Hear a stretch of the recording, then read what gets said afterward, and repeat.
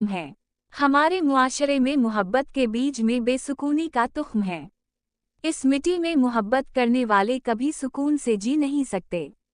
जो मोहब्बत में रुख न डालते हैं वो बड़े आराम से सोते हैं।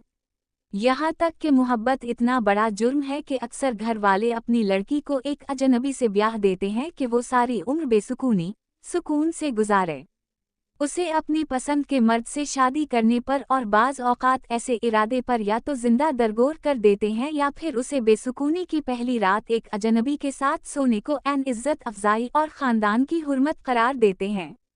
औरत का अलमिया अपने घर वालों के सामने अपने महबूब को कोसना रह जाता है कि वो तो सब ये तरफा था, मैंने तो कभी हौसला अफजाई नहीं की थी। अब मेरा दिल करता ये कि मैं उसके पास जाऊं और अपना ही गिरेबान पकड़कर उससे पूछूं कि बताओ क्या मुझसे मोहब्बत करना उसकी सबसे बड़ी सच्चाई नहीं थी, और ये सब मैं उसके घर वालों के सामने पूछूं। फिर चाहे जो हो सो हो, किया होगा, ज्यादा से ज्यादा ज़दूकूब किया जाऊंगा।